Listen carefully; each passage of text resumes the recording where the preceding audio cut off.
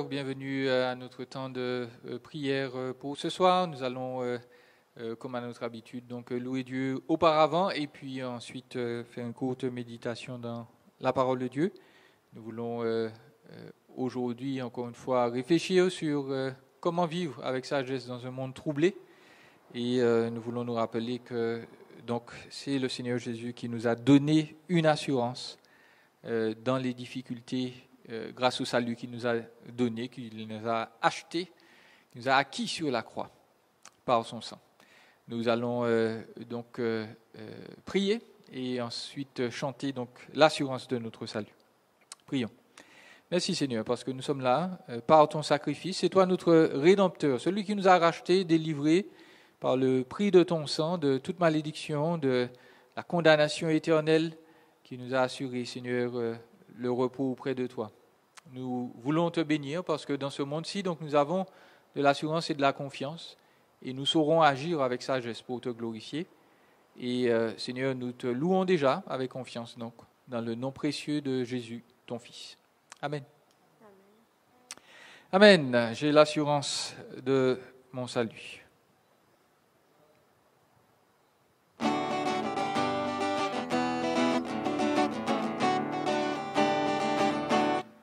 J'ai l'assurance de mon salut par la présence du Seigneur Jésus, car par son sang il m'a racheté et l'Esprit Saint m'a régénéré.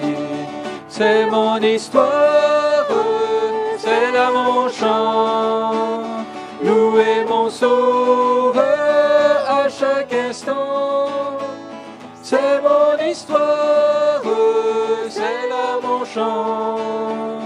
Louer mon Sauveur à chaque instant. Je veux obéir à mon Seigneur, dans mon cœur sentir la paix de son cœur. Veiller et prier, l'attendre un jour, me laisser lier par son amour. C'est mon histoire, c'est là mon chant, louer mon Sauveur à chaque instant. C'est mon histoire, c'est là mon chant. Louer mon Sauveur le jour durant.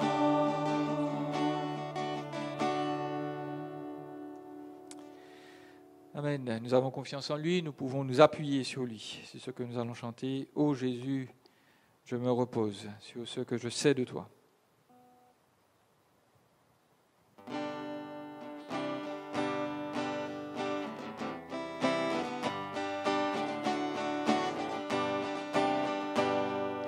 Ô Jésus, je me repose sur ce que je sais de toi. Quelle merveilleuse chose, ton amour pour moi. À moi tu t'es fait connaître et ta divine beauté a transformé tout mon être pour l'éternité. Oh Jésus, je me repose sur ce que je sais de toi. Quelle merveilleuse chose, tu mourus pour moi. De ta croix qui me révèle l'amour qui ne peut tarir, jaillit l'eau toujours nouvelle qui ne peut tarir. Oh, grâce au flot salutaire que se déborde désormais mon âme se désaltère de joie et de paix. Oh Jésus, je me repose sur ce que je sais de toi. Quelle merveilleuse chose, tu mourus pour moi. Simplement je me confie en toi, bien-aimé Sauveur, et ne veux toute ma vie point d'autre faveur. Car de toutes mes détresses, ton sourire me guérit, et de toutes tes promesses, ma foi se nourrit. Oh Jésus, je me repose sur ce que je sais de toi. Quelle merveilleuse chose, tu mourus pour moi. Je veux te rester fidèle, pour toi vivre et travailler, et avec toi parfait modèle, veiller et prier. Ô Christ, image du Père, brille toujours à mes yeux, jusqu'à ce que de la terre je m'envole aux cieux. Oh Jésus, je me repose sur ce que je sais de toi. Quelle merveilleuse chose, tu mourus pour moi.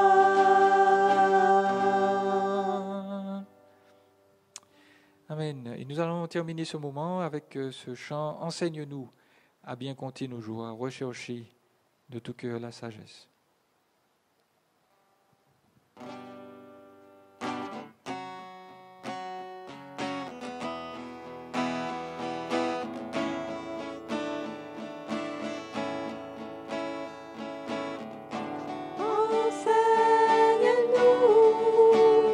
À bien compter nos jours, à rechercher de tout cœur la sagesse, rassasie-nous de ta bonté chaque matin. La joie régnera tout au long de nos vies. Que la grâce du Seigneur, notre Dieu, soit sur nous pour affermir l'ouvrage de nos mains. Que la grâce du Seigneur, notre Dieu, soit sur nous pour affermir l'ouvrage de nos mains. Seigneur, enseigne-nous. Enseigne-nous à bien compter nos jours, à rechercher de tout cœur la sagesse, rassasie-nous de chaque matin. Et la joie régnera tout au long de nos vies. Que la grâce du Seigneur, notre Dieu, soit sur nous pour affermir l'ouvrage de nos mains. Que la grâce du Seigneur, notre Dieu, soit sur nous pour affermir l'ouvrage de nos mains. Seigneur.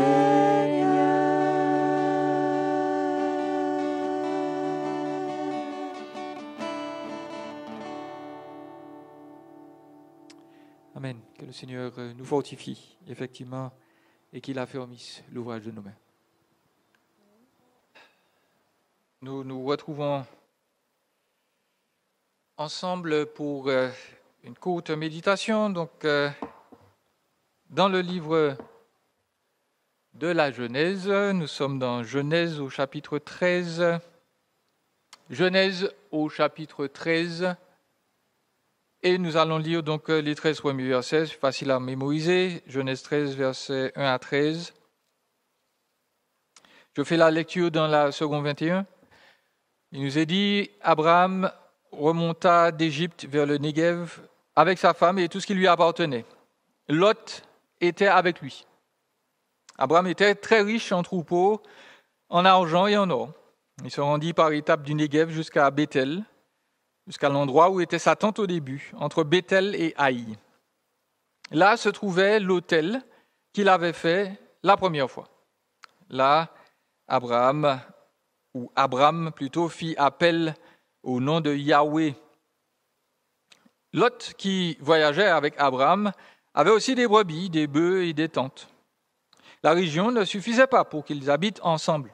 En effet, leurs biens étaient si nombreux qu'ils ne pouvaient plus rester ensemble. Il y eut une dispute entre les bergers des troupeaux d'Abraham et les bergers des troupeaux de Lot. Les Cananéens et les Phérésiens habitaient alors dans le pays. Abraham dit à Lot qu'il n'y ait donc pas de dispute entre toi et moi, ni entre tes bergers et les miens, car nous sommes frères. Tout le pays n'est-il pas devant toi? Sépare-toi de moi. Si tu vas à gauche, j'irai à droite, et si tu vas à droite, j'irai à gauche. Lot leva les yeux et vit que toute la plaine du Jourdain était entièrement arrosée. Avant que l'Éternel n'ait détruit Sodome et Gomorrhe, c'était jusqu'à Tsoar comme un jardin de Yahweh, comme l'Égypte. Lot choisit pour lui toute la plaine du Jourdain et se mit en route vers l'est. C'est ainsi qu'ils se séparèrent l'un de l'autre. Abraham s'installa dans le pays de Canaan, tandis que Lot s'installait dans les villes de la plaine et dressait ses tentes jusqu'à Sodome. Les habitants de Sodome étaient mauvais et péchaient beaucoup contre Yahweh. Voilà, pour ce soir, donc, nous allons commencer à étudier, on va faire une petite série dans le livre de la Genèse sur ce personnage qu'est Lot. Lot, il est juste, il faut noter cela de l'Écriture, c'est le commentaire qu'en fait le Nouveau Testament. Lot, c'est quelqu'un donc qui connaît Yahweh, le Dieu d'Abraham. On ne peut pas dire encore le Dieu d'Israël, mais voilà, le Dieu d'Abraham. Et nous allons donc voir qu'il est pour nous, il me semble, un exemple. L'Écriture le dit bien, toutes ces choses ont été enregistrées pour nous servir d'exemple. Mais voilà, nous vivons dans un monde troublé, dans un monde qui est proche de la fin. Et vous notez bien que ces circonstances sont similaires à celles de Lot, qui a vécu aussi dans son monde, qui a été proche de sa fin et qui a vu sa fin arriver. Et surtout, pour les croyants qui lisent leur Bible depuis longtemps, vous savez surtout comment Lot a mal fini. Donc, nous allons beaucoup apprendre de manière négative de Lot. Il y a beaucoup de choses qu'il a mal fait, il faut le noter. en même temps, l'Écriture nous dit donc que Lot était injuste et que même jusque sur les temps de la fin, sa foi n'a pas forcément défailli, même si son attitude n'était pas toujours à la hauteur de ce que Dieu attend. Donc, on va essayer de voir, d'apprendre au fur et à mesure des semaines à venir, quelles leçons Lot peut nous apprendre, et en particulier, comment vivre pour la gloire de Dieu dans un monde en tourmente. Et donc, ce soir, nous allons voir trois choses. Nous allons voir les origines de Lot, très rapidement. Nous allons voir le salut de Lot, comment il a, entre guillemets, rencontré Yahweh, le Dieu d'Abraham, et puis nous allons voir le premier test de foi dans la vie de Lot. Ce sont les trois axes qu'on va développer très rapidement ce soir. Donc, Lot, c'est un homme, j'allais dire un araméen, mais bon, c'est un mésopotamien. Il a vécu dans toute la région autour de l'Euphrate aujourd'hui. Il est avec Abraham, normalement un païen au départ, avec le père d'Abraham aussi. Ce sont des personnes qui adorent le soleil, la lune, et ne voilà-t-il pas que Dieu fait grâce à Abraham, il le sort de sa contrée, de sa région. Et dans Genèse 11, on détaille un peu la lignée d'Abraham en particulier. Donc il est descendant de Shem, le troisième fils de Noé, et le père d'Abraham s'appelle Térakh. Il est âgé de 70 ans. Lorsqu'il a envie de changer un peu de cadre, il commence à partir. Il veut partir pour Canaan, mais il s'arrête en route à Haran, qui se trouve en Turquie, pour nous aujourd'hui. Et Térakh donc a trois fils. Il a Abraham, Nachor, et puis Haran, qui est le père de Lot, qui est aussi le père d'une jeune fille qui s'appelle Milka et Yiska. Donc Lot, il a deux sœurs, peut-être plus âgées d'ailleurs, et Haran, hélas, décède. Et ne voilà-t-il pas que, et de grâce supportée, ce n'est pas la même époque, mais ne voilà-t-il pas que donc Milka va se marier avec son oncle, Nachor, le frère d'Abraham, et puis, puisque leur père est décédé, Abraham visiblement décide de s'occuper du fils de son frère, de son neveu. Donc Lot, il le prend avec lui et il quitte le reste de sa famille, Abraham, pour continuer, suivant l'appel de Dieu dans Genèse 12. Il quitte sa famille et s'en va donc dans le pays de Canaan. Et on nous précise donc que Lot est avec lui. Donc, la famille d'Abraham, c'est une famille auquel Dieu a fait grâce, ou en tout cas, la lignée d'Abraham en lui-même, c'est une lignée à qui Dieu fait grâce. Il n'est pas sûr que les parents d'Abraham, son père, donc Térakh, et le reste de sa famille aient connu Yahweh, mais voilà, il n'empêche que Dieu les sort de là et les emmène dans le pays promis en contact avec lui-même. Le prénom Lot veut dire voilé, celui qui est voilé, celui qui est caché. Ou bien cela veut dire la myrrhe, la résine parfumée. Et peut-être faut-il voir là peut-être une allusion à sa vie, parce que une bonne partie de son existence est hélas cachée et voilée par de mauvais choix, par le péché, et ce n'est pas une bonne chose pour lui. Et puis en même temps, Lot demeure, il reste un parfum, un hymne, donc comme la myrrhe, qui est une substance résineuse, qui est odorifère, eh bien, l'existence de Lot reste tout de même un hymne à la grâce de Dieu. Donc, Lot est parti, et visiblement, vu comme on le mentionne, on nous dit bien qu'Abraham est parti de la terre promise, il avait 75 ans, dans Genèse 12, verset 5, on nous dit qu'il prend Sarai, sa femme, et vous notez tout de suite que Moïse ajoute « et Lot, le fils de son frère ».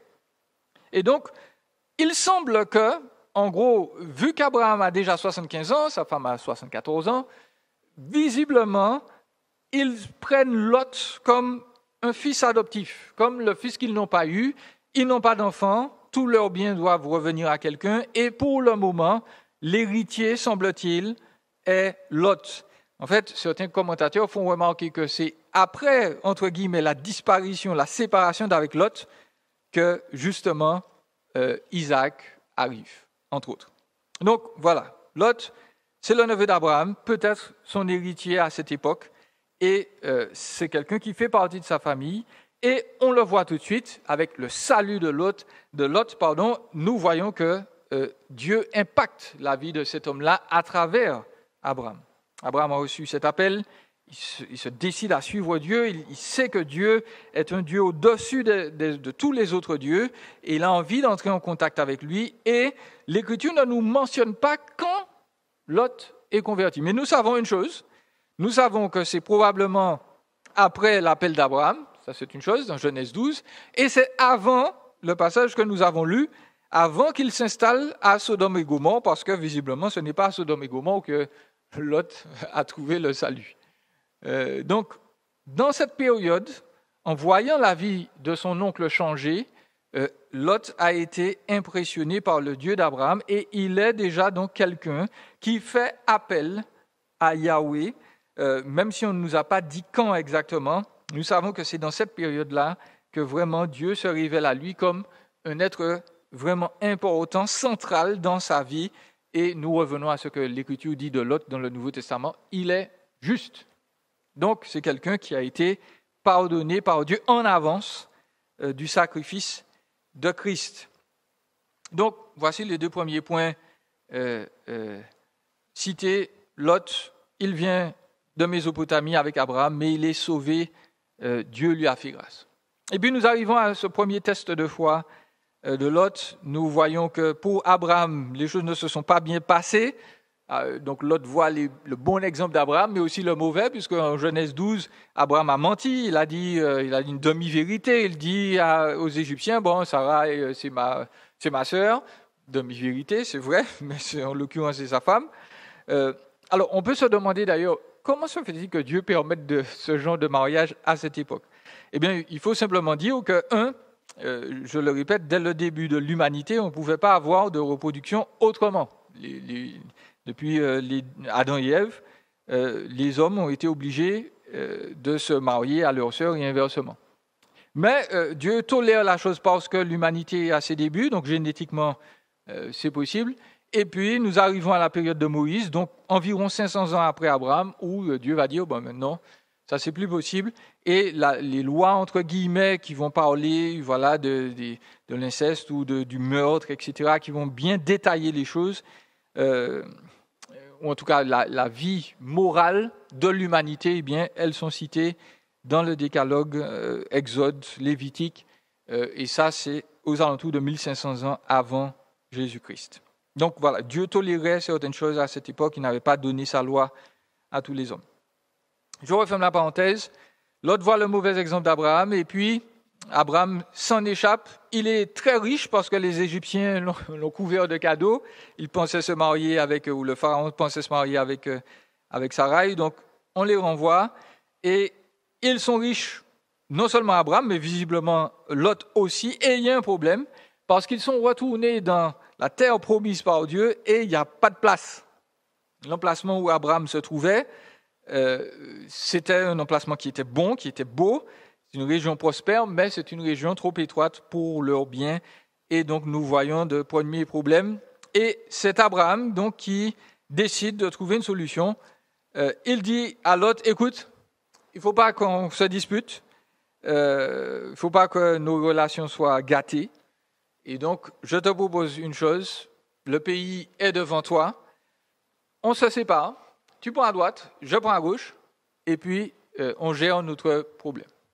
On peut se dire, ça a l'air d'une solution sage, c'est bien, c'est la meilleure chose à faire.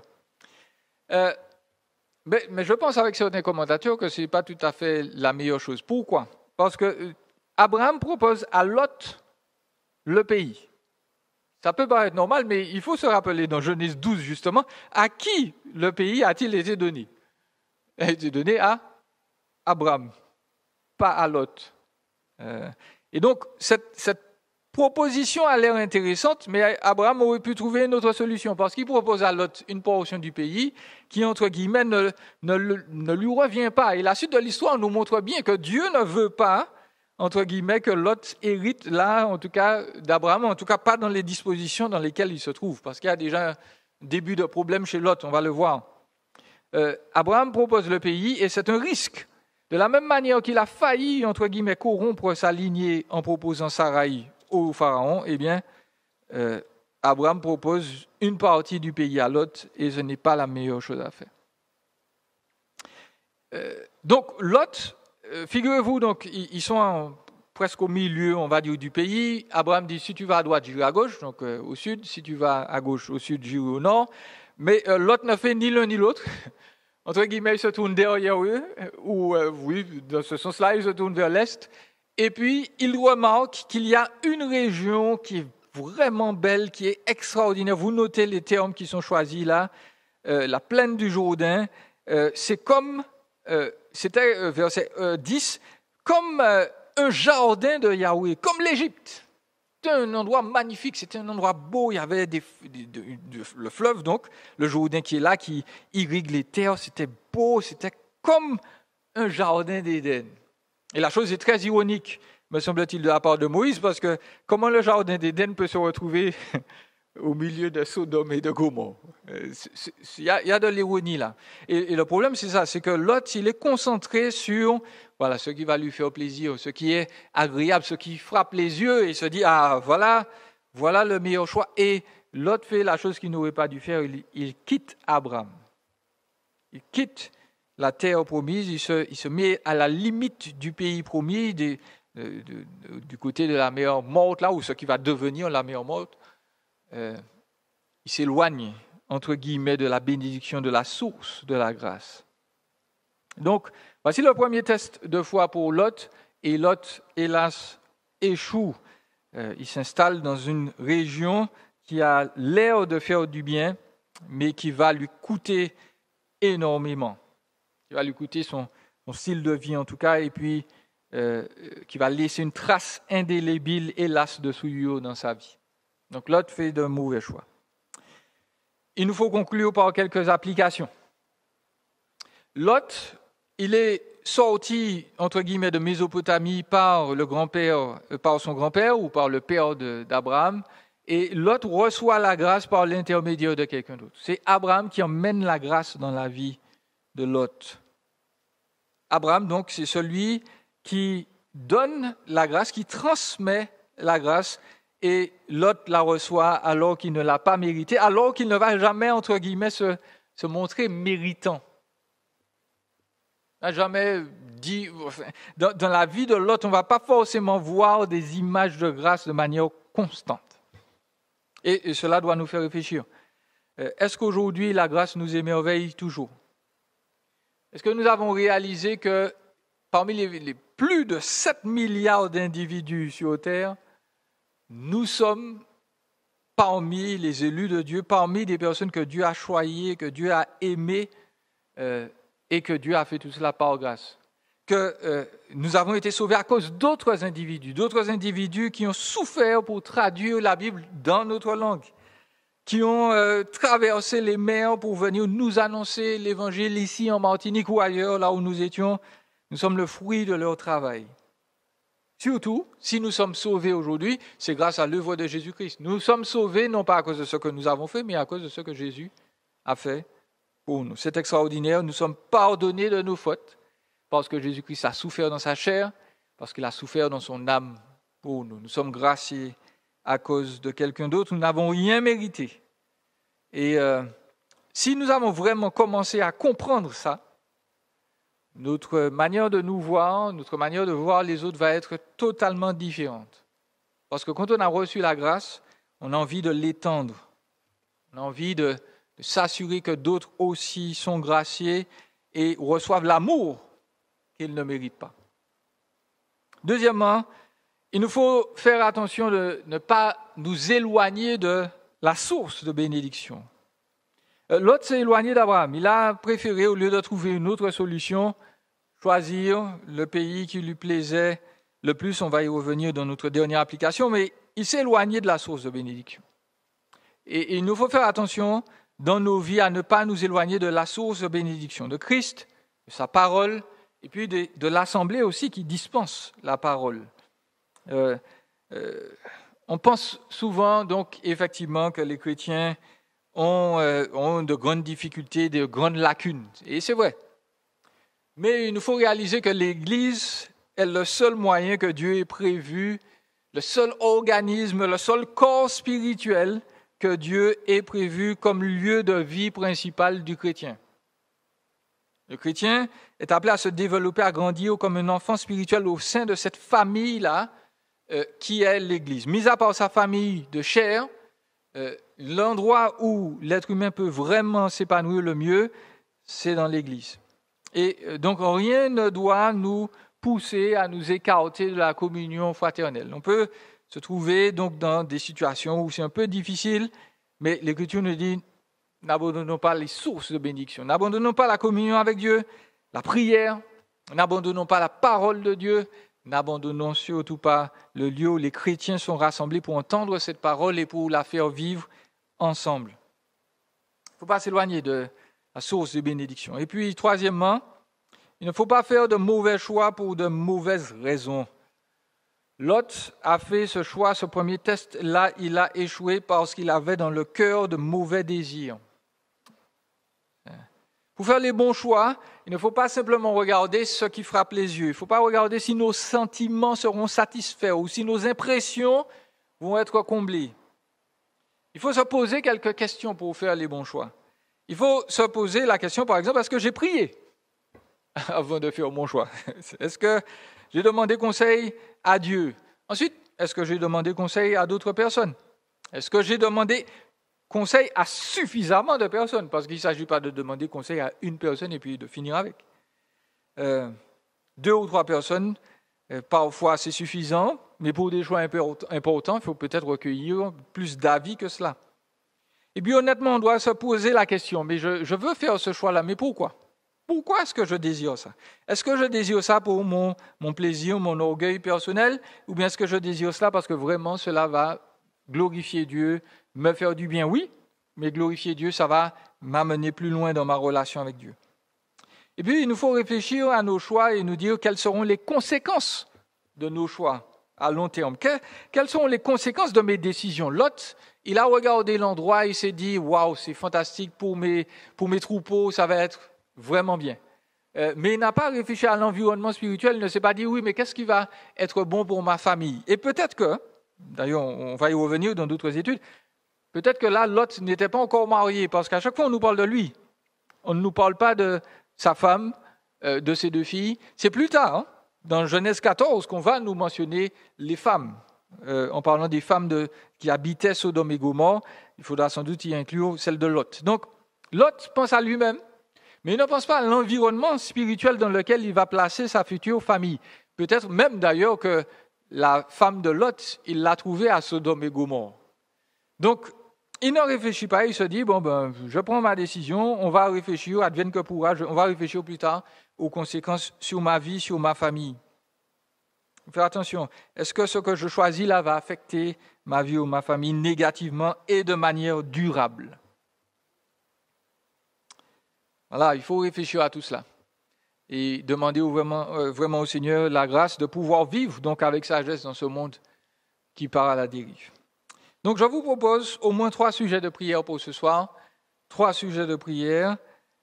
Premièrement, on va prier pour que le Seigneur nous donne de la sagesse divine pour prendre les meilleures décisions pour la gloire de Dieu. Prions que Dieu nous aide à rester conscients de sa grâce par rapport à tout ce que nous avons vu là dans le texte et dans l'humilité dans nos rapports avec les autres. On va prier deuxièmement pour que Dieu préserve l'unité. Je pense que cette fois-ci, ça devrait aller. Préserve l'unité de son peuple, que nous ne puissions pas nous séparer, entre guillemets, des sources de bénédiction, que nous restions à ses pieds en prière, que nous restions à l'écoute de sa parole, que nous restions au sein du peuple de Dieu pour grandir. Nous ne pourrons pas nous développer spirituellement si nous ne sommes pas au sein d'une assemblée et d'une assemblée solide. Ça, c'est une chose. Et puis, troisièmement, donc, je le mentionnais au départ, prions pour la sagesse. Sagesse divine, pour prendre les meilleures décisions. Les meilleures décisions pour la gloire de Dieu, ça c'est une évidence. Et puis, prions aussi pour que Dieu nous aide à prendre les meilleures décisions pour nos familles, pour ceux qui nous entourent, pour ceux dont nous avons la charge.